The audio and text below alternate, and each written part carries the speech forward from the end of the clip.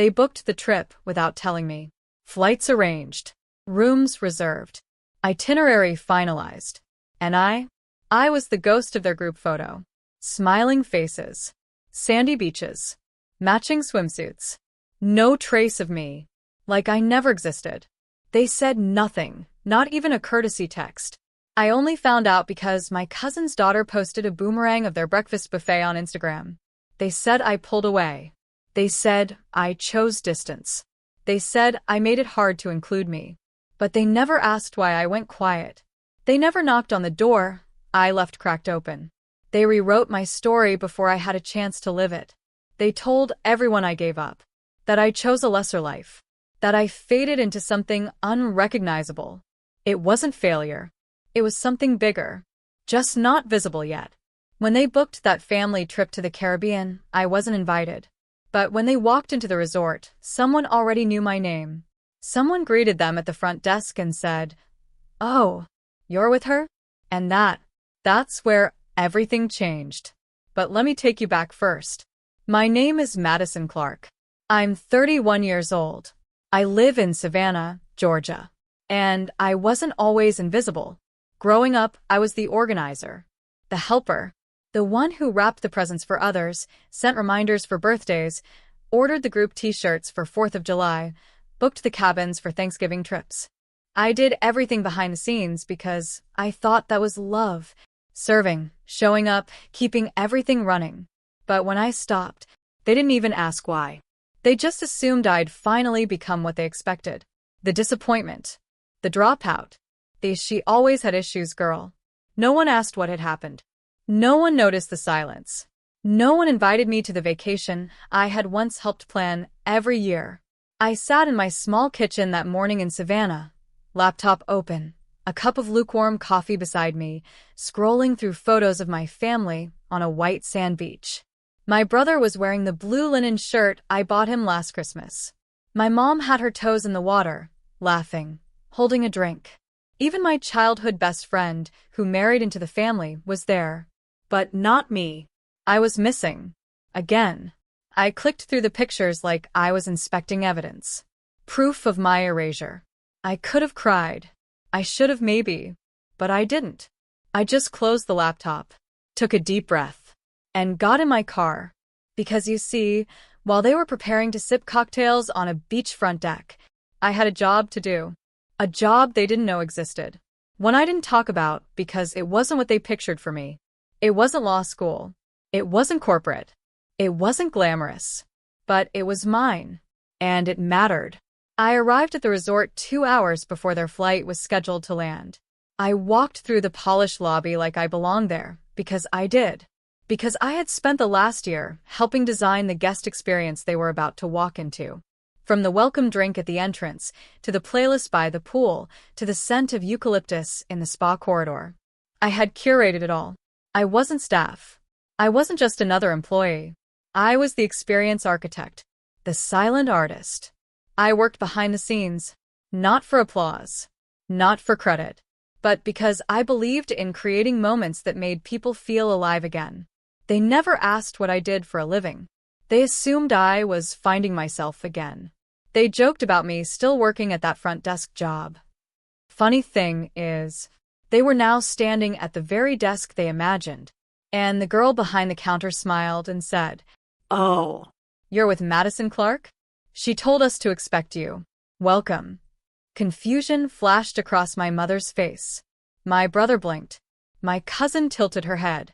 "Wait, Madison? She's here?" I didn't know she was working here. She wasn't working here. She was running it.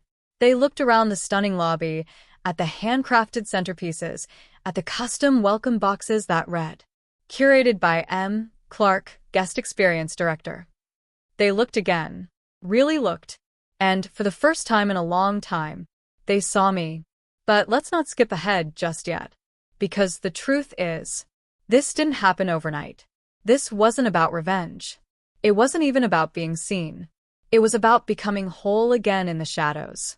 And letting the light find me on its own. Growing up, I never noticed that love came with a manual in my family. And I definitely never realized I wasn't holding one. There were rules. unspoken but rigid. You were praised when you achieved in ways they understood. You were accepted when you followed the expected script. Graduate. Get a respectable job. Marry someone safe. Buy a house near home. Smile. Serve. Don't talk about what hurts. I followed the rules at first. Honor roll. Perfect attendance. Early acceptance to college. They were so proud. My mom used to introduce me as the one we never had to worry about. But there's a quiet cost to being the one they don't worry about. You start to hide your questions. You bury your doubts. You pretend you're okay so others don't get uncomfortable. I majored in business because they said it was practical. I landed a consulting job in Atlanta straight after graduation. I was commuting 2 hours every day in traffic, wearing stiff blazers and smiling through client meetings. I hated it. Not the work exactly, just the emptiness. The joyless calendar. The tight shoes and tighter expectations. The way no one really saw each other, just tasks and deadlines and LinkedIn updates. I felt like I was dissolving inside a perfectly structured life. The panic attack started in parking garages, then elevators, then meetings. At first, I told no one, not even my best friend. But the day I collapsed in a Whole Foods aisle, shaking, breathless, clutching a bag of frozen peas like it was a life raft, something broke. Or maybe something cracked open. I walked into work the next day, logged into my computer, and typed my resignation letter. I didn't have another job. No backup plan. Just a long-held whisper that said, "This isn't your story. You're not living your story." When I told my family, they froze. My dad blinked a few times and said, "Well, let's hope you figure things out soon." My mom bit her lip and murmured, "You always were a bit sensitive." They tried to smile like they supported me, but it felt like they were watching a ship sink from the safety of the shore. Calls slowed down. Messages grew shorter. I stopped being included in group chats. One by one, the lifelines slipped from my fingers. It wasn't anger. It was something colder. Indifference. I watched from a distance as they went on living the life I used to fit inside. Birthday parties, weddings, baby showers, vacations.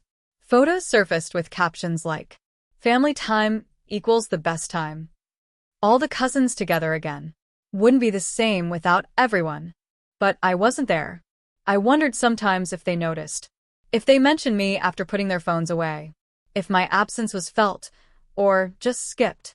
Eventually, I stopped wondering. I got a part-time job at a small inn on Tybee Island. At first, it felt like failure. Changing sheets, answering phones, delivering towels. But something strange happened there. Guests began to tell me things. Deep things. They'd check in with heavy hearts, and somehow, I'd end up listening to their grief over breakfast. A woman who had just buried her sister. A retired teacher traveling alone for the first time in 40 years. A young couple holding hands too tightly because they had just suffered a miscarriage. And me, standing there in my name badge and linen apron, became a witness. I started leaving small notes in their rooms. Quotes. Drawings. Personalized touches. A book left by the window. A seashell on the pillow. A playlist sent after checkout. They cried. They hugged me. They wrote reviews that said things like, "Madison didn't just make our stay better, she made us feel human again." Something was happening. Something no one in my family would ever see as success. But to me, it was holy. I was rebuilding. Not in spreadsheets. Not in titles. But in the quiet restoration of others. Still, when the annual family trip came around that year, I found out about it through a tagged photo. My cousin standing under a palm tree, drink in hand, caption. Family vibes #grateful. There was a part of me that still stung. Still longed. Still wondered if maybe I should have tried harder to be what they wanted. But I couldn't unknow what I knew now. That belonging built on silence wasn't real. That love, to be real, has to meet you where you are. Not where they wish you were. They didn't want the new me. The one who had traded business cards for handwritten notes. The one who cried with strangers and slept deeply after helping someone feel whole. To them, I was a dropout. A phase. A disappointment. And I started to believe that maybe that was all I'd ever be to them. Until that resort. Until they walked into the lobby and heard my name. I didn't start out with a dream. I started with exhaustion. The kind that sinks deep into your bones. That makes the sunrise feel like a burden. After quitting my job and pulling away from my family, I wasn't chasing purpose. I was chasing peace. Silence. A place where I could breathe without feeling judged. I found that place in a dusty room with flickering lights and a group of people 3 times my age. It happened on accident. A friend of a friend needed help teaching a tech basics class at the community center. They were short-staffed, and she knew I used to be corporate. I almost said no, but something in me said, try. Just show up. Don't fix your life. Just show up. So I did. That first day, 6 elderly folks sat in a semicircle, each with a different level of frustration etched on their faces. There was Charles, who had never touched a computer. Betty, who kept poking her iPad screen with her car keys. And Lucille, God bless Lucille, who whispered to me, "This machine hates me." I laughed for the first time in weeks.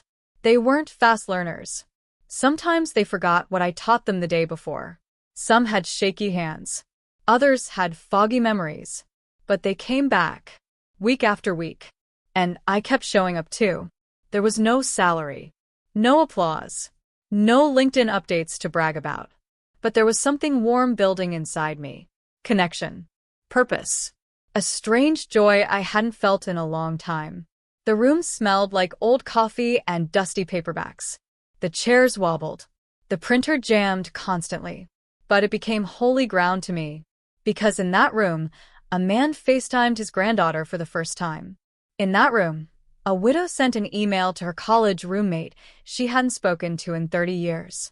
In that room, Lucille opened an old photo album on Facebook and cried when she saw her late husband's face pop up under memories.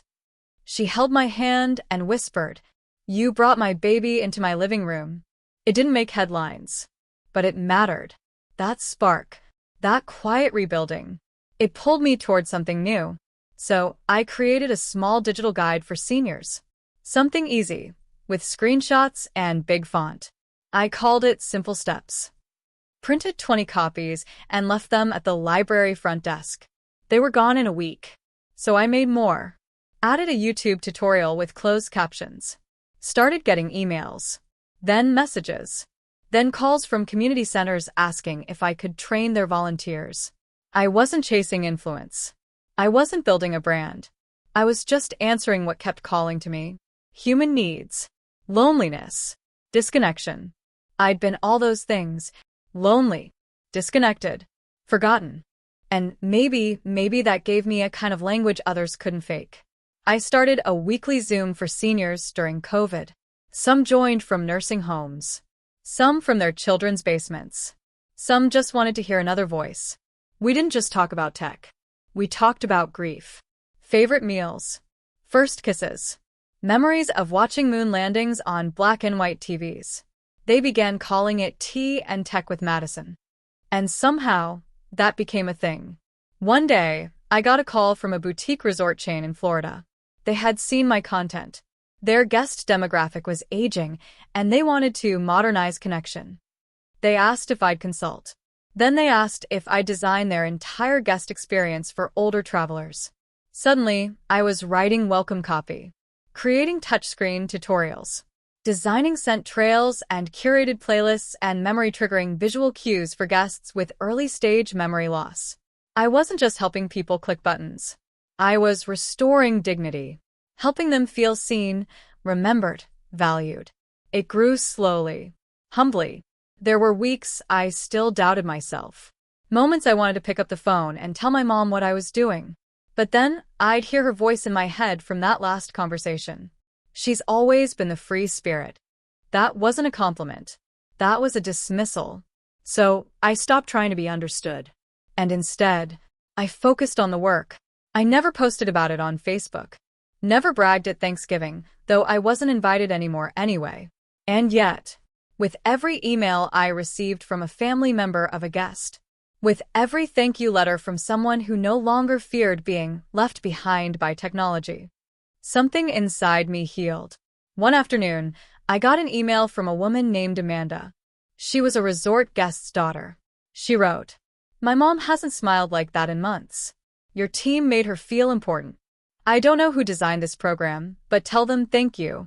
You reminded her she's still someone." You reminded me, too. I saved that email, printed it, folded it gently, and kept it in a little drawer. Because it reminded me I wasn't lost. I hadn't failed. I had just taken a different road. A quieter one. One with no billboards, but full of meaning. So when I found out my family was heading to that resort, the one where I had helped shape nearly every detail, I didn't reach out, didn't send a message or try to meet them at the airport. I just told the staff to expect them, left a note for the front desk to welcome the Clark family personally, included handwritten welcome cards in their rooms. No name, no from Madison, just thoughtful, specific touches. The way I treated every guest, because I didn't need them to know it was me. Not really, but I did want them to feel, even for a moment, what I had been giving strangers all along, the feeling of being seen. There's something beautiful about building something without applause, something sacred in creating quietly, just because it helps someone. Over time, simple steps grew into a full platform. We renamed it Elderbright, because light was exactly what we wanted to bring. To corners people forgot. To people most of the world had decided weren't worth the effort anymore. I built a team. Small, but fierce. Empathetic. Patient. All of us had our own stories, our own reasons for caring about the forgotten. We onboard over 1,200 seniors a month into our digital programs. We partnered with 47 community centers across 11 states. We launched custom training programs for caregivers. And most shockingly to me, we had a 78% email open rate. That's higher than most Fortune 500 companies. But no one in my family ever asked. They didn't know I'd created a tool used by tens of thousands of elderly users. They didn't know my videos were played in memory care units across the country. They didn't know I'd been invited to speak at a TEDx event. Because they never asked. When my cousin got engaged, she hosted a dinner. I wasn't invited. But my mom called after and casually said, she asked how you're doing. I just said, you're still doing your little computer classes or whatever. Little computer classes. I smiled and said, yeah, something like that. Hung up and cried for longer than I cared to admit, because the world was beginning to notice. But the people who raised me didn't. And it hurt. More than I expected. I wasn't looking for a trophy. But sometimes, you just want someone you love to look up and see you. To see how far you've come. To see the quiet battles you've won. Instead, I got lines like, teaching old folks to click buttons? Real noble work. She's always been the artistic one. She was always different. They said it like a compliment. But it felt like a cardboard cutout, flat and distant. Like they'd decided who I was years ago. And nothing I did could rewrite that. At one point, my brother joked during a rare family video call, Madison's saving the world one grandma at a time. And everyone laughed. Except me. I said nothing. Just smiled. Let the moment pass. Because explaining would require them to listen. To unlearn. To see. And they weren't ready for that. So I let them think I was the sweet but strange one. The one who drifted. Who gave up her shot. Let them keep writing the version of me that fit their comfort. Because what they didn't see, what they couldn't know, was that Elderbright had just signed a pilot partnership with a luxury resort group. They wanted to test our programs at one of their flagship properties, a coastal retreat known for catering to affluent, aging guests. That resort? The same one my family was headed to for their annual Only Blood Gets the Invite vacation. It was poetic, really. My work, quietly woven into the experience they were about to have. Still, I didn't gloat. Didn't text my mother, guess who designed your check-in system? Didn't call my brother to tell him I'd built the very tablet tutorial he was about to use to book his snorkeling tour. Instead, I crafted the guest journey. From welcome drink to room scent. From custom playlists to touchscreen menus with large text and voice navigation. Every touchpoint, every detail, was rooted in dignity, in remembering that growing old doesn't mean growing invisible. When the resort manager told me, "Your program is doing something special here," I smiled and said, "I hope so." What I didn't say was, "My family is staying this weekend." Or, "They don't know it's mine." or, I used to ache for them to see me. Instead, I just let it be. Until the morning, everything changed. I had just wrapped a virtual training with one of the resort's concierge staff. I was still on mute, sipping coffee from my kitchen in Savannah, when she said something that made me freeze. "Oh, "We had this really sweet guest yesterday, older woman, traveling with her kids. She cried when she saw her room, said it felt like someone knew her. She asked if she could write a thank you note to whoever designed the experience." I unmuted. "What was her name?" I asked. The staff member checked her notes. "Carol Clark." My mother. My mother had cried. Over something I built. And she didn't even know it. I sat there, still, holding my breath like it might shatter the moment. Carol Clark. That was her. And she'd felt something. Not just luxury. Not just ease. But seen. Held. She had no idea the experience was shaped by the daughter she believed had disappeared into obscurity. I didn't say anything to the concierge. Just thanked her. Logged off. Then I stared at the wall for what felt like hours. Not with anger. Not even sadness. Just wonder.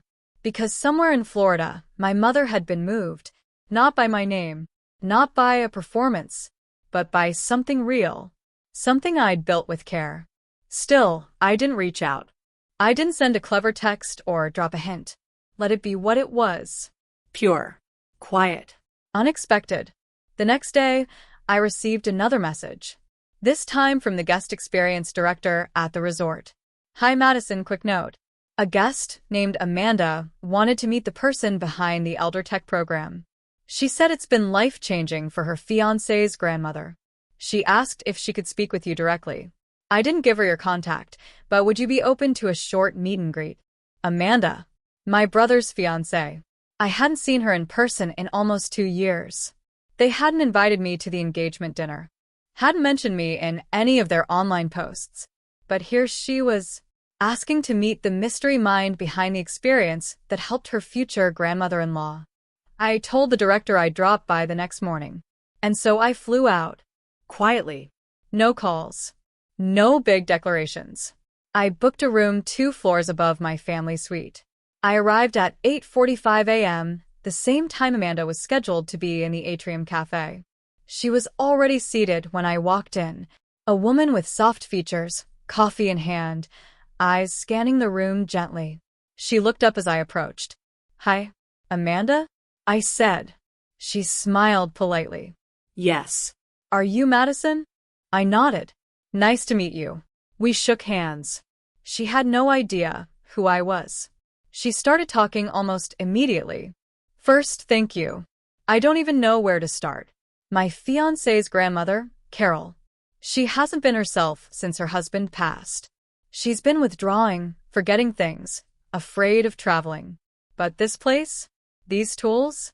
The little touches." She said it felt like someone anticipated her every fear. Like someone said, "You still matter." She cried when the tablet read her name aloud. She cried when the music in the room played her wedding song. "I don't know how you knew, but thank you. You changed her trip. You changed us." My eyes burned. I took a slow breath. "I'm so glad she had a good experience," I said. Soft, honest. Holding back so much more. Amanda leaned in slightly. "Can I ask, where did this program come from?" I'd never heard of Elderbright until this trip. I smiled. It started as a volunteer class at a tiny community center. She paused, studied me a little, then said, "You look familiar." I stayed quiet, let her mind catch up. Her brow furrowed. She tilted her head. And then, like a wave breaking against a silent shore, realization dawned. Her mouth parted slightly. Her eyes widened. "Wait, Madison. Madison Clark?" I gave the smallest nod. Held her gaze. Her hands went to her mouth. Oh my God. She blinked rapidly. I had no idea. I know, I said gently. That's okay. She looked overwhelmed, embarrassed, a little stunned. I didn't know this was you. None of us did. I didn't want you to, I said. At least, not at first. She shook her head, still processing. Your name isn't anywhere. The staff didn't mention. I designed it that way, I said. Because it wasn't about me. She paused. Then something shifted in her face. Guilt, maybe. Regret. Or just the weight of truth. I'm so sorry, Madison, she said quietly. We've all been talking about this program like it came out of nowhere. Like magic. Like some angel just decided to make people feel human again. Her voice trembled. And it was you. I gave a soft smile. I'm not an angel. Just someone who remembers what it feels like to be forgotten. She nodded slowly, then reached for my hand across the table. You deserve to be seen, she said, tears in her eyes. You deserve it. And in that moment, I felt something unlock inside me. Not pride, not revenge, not even validation, just peace. I didn't need to prove anything anymore. The work had already spoken. The truth had already walked in by itself and refused to stay quiet. I stayed at the resort for 2 more days, not because I needed to, but because I wanted to watch. Quietly. I watched my mother walk the garden path alone one morning. She moved slower than I remembered. She paused to smell the white hibiscus, then lingered near the touchscreen kiosk that offered personalized morning prayers. She didn't know I had written those. Didn't know I'd designed the layout to mimic the church bulletin she used to fold between her fingers every Sunday when I was a child. I stood far away, behind tinted glass, and for the first time in a long time, I didn't ache to be recognized. Something had shifted in me. The hunger for validation, the craving to be explained, to be redeemed in their eyes. It had thinned into something softer, something still. That night, I returned to my room and found an envelope under my door. No name on the front, just a soft ivory paper. Inside was a note, handwritten, familiar cursive. The music in the room took me back to a time before I forgot who I was. Thank you, whoever you are. You reminded me that I'm still here. No signature, but I didn't need one. It was her, my mother. She had no idea she was writing to me, but she had finally spoken to me. Honestly, openly, even if anonymously. I didn't reply, didn't write back some clever reveal, didn't walk up to her at breakfast the next day and drop the truth like a mic. I just folded the note and kept it, not in a frame, not on display, but tucked inside the back of my journal. Because it wasn't pride, it was peace. It wasn't proof. It was enough. The day I checked out, I passed my brother in the lobby. He didn't recognize me at first. The day I checked out, I passed my brother in the lobby. He didn't recognize me at first. But then, our eyes met. And his face changed. Madison, he said, surprised. I smiled. Hey, what are you doing here? I glanced around, then shrugged. Just helping someone. He looked confused, but didn't ask more.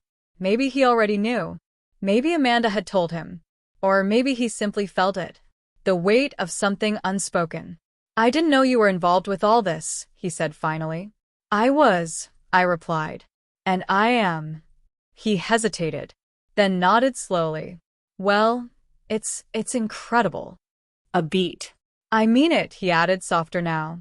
You did something good. I didn't say thank you. Didn't deflect. Didn't downplay. I just let it land. Let it be. A few weeks later, a small package arrived at my apartment. Inside was a leather-bound notebook. And a note in my mother's handwriting. You always had your own way of seeing the world. I'm sorry I didn't try harder to understand it sooner. I'm still trying. No dramatic apology. No groveling. No big speech. Just effort. Sincere. Late, but real. And that was enough. Because I wasn't who I used to be. I didn't need to be forgiven to feel whole. I had rebuilt from silence. From failure. from being unseen. And in the process, I had seen others, given them a voice, a connection, a moment of grace. That mattered more than any family photo album, more than a pat on the back or a holiday invitation. This was real. Mine. And quietly, gently, it was finally being seen. If you've ever felt invisible, if you've ever watched the people you love walk past your victories like they never happened, this story was for you. Not because I did something extraordinary, not because I turned pain into some perfect, shiny triumph, but because I stayed. I kept going, Even when no one clapped. even when no one came back to say, I see you now. Because the truth is, sometimes they never do. Sometimes the people we most want to impress can't see beyond the image they've already painted of us. Sometimes we grow, and they stay in the version of us that made them most comfortable. And that hurts. Deeply. But here's what I learned. You don't have to scream to be heard. You don't have to force your way into their frame. You can build something quiet, gentle, authentic, and let the truth speak for itself. You're not less valuable because someone forgot your name, or skipped your story, or erased your worth from their conversations. You're allowed to matter anyway, even if the ones closest to you never say it, even if you have to be your own witness for a while. Let me ask you something. Where are you watching from? Your bedroom, lights off, phone in hand? A coffee shop where no one knows your name? A car parked in silence, just needing to breathe? Wherever you are, know this. You're not alone. There are thousands of people just like you, who are quietly healing, slowly building, tenderly hoping, and you're one of them. And you're enough. Maybe your win won't be posted. Maybe your change won't be clapped for. Maybe your best work will only ever be felt, not celebrated. But it will matter, because someone, somewhere, will feel the warmth of what you created. They'll think they stumbled into a miracle, not knowing it was built from your late nights, your doubt, your discipline, your heartbreak. They may never know it was you, and you may never tell them, but you'll know, and that's where peace lives. So, if this story touched something in you, tell me your story. Where have you gone unheard? Where have you come alive quietly? Leave a comment, even if it's just a single line. Let your voice exist somewhere. Someone like you is scrolling through, looking for a reason to believe that quiet strength matters. Be that reason. And if no one said it to you lately, thank you for still showing up, for being gentle in a world that tries to make you hard, For building anyway. even in silence. More stories like this are coming. Real stories from real people who decided that worth isn't something given. It's something remembered. So stick around. You belong here. And you are not invisible anymore.